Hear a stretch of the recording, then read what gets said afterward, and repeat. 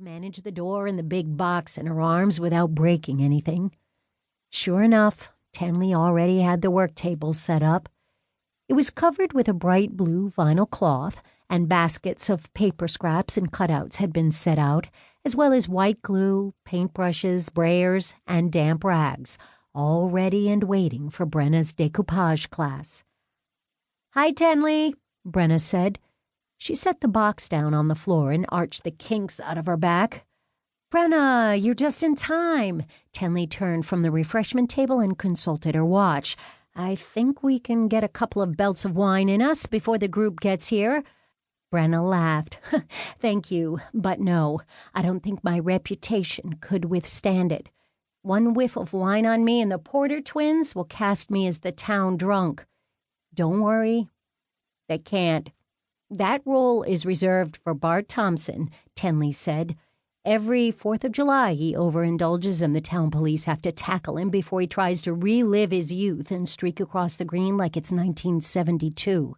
Brenna chuckled in surprise. "Doesn't he work at the hardware store? Tie-dyed T-shirts and long gray ponytail, right?" "Well, that's him," Tenley confirmed.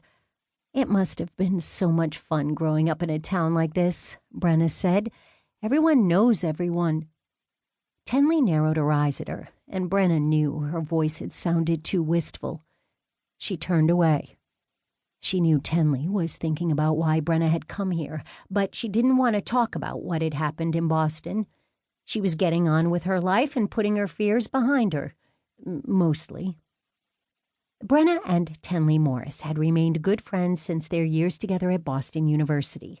When Tenley heard her former roommate was looking to leave the city, she had offered her a clerking position at Vintage Papers.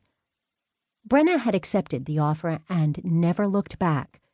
She had transitioned easily from working at an art gallery in Boston to selling specialty papers in Morse Point. Knowing how much Brenna loved to decoupage, Tenley let her sell some of her creations in the shop and had her teaching decoupage classes in the evening. They had developed quite a devoted little group over the past few months, although Brenna suspected it was gossip the ladies came for more than the art of decoupage. No matter. She was getting paid to do something she loved. Life didn't get much better than that. She opened her box and began placing plain white birdhouses at each seat. They had 8 ladies signed up for the ongoing class, and every week they tried to tackle a new project. "Birdhouses?" Brenna turned to see Cynthia Ripley, the mayor's wife, and her best friend Phyllis Portsmouth enter the store. Given Cynthia's condescending tone, she wondered if she should have accepted Tenley's offer of a glass of wine. "Why, hello, Cynthia." "Phyllis," Brenna greeted the 2 ladies. They were the picture of middle-aged chic, rail-thin with bobbed blonde hair that was stacked in the back and wearing a diamond at every pulse point. Phyllis was known for the 5-carat yellow Portsmouth sparkler she wore on her right ring finger, while Cynthia favored a 4-carat pink diamond pendant.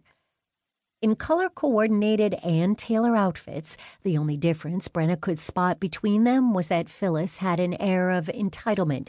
She came from old money and had married old money, which Cynthia lacked.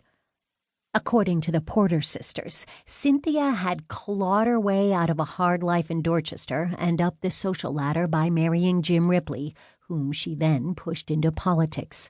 Once Jim was elected, Cynthia had attached herself to Phyllis and slowly metamorphosed into an imitation of her new friend, with the same clothes, hairdo, and patronizing tone. But no matter how much joy perfume Cynthia spritzed on, she would never be able to cover up the smell of desperation that surrounded her. It was their one true difference, to Brenna's eye. Well, that and Phyllis had bigger boobs. More money will do that for a girl. "Honestly, birdhouses," Cynthia said again. "Yes, don't you think that's a bit pedestrian?" Phyllis asked. The 2 women looked at Brenna with matching expressions of disdain. Looking past them, she could see the rest of the ladies, including the Porter twins, file into the shop, watching the exchange with avid interest.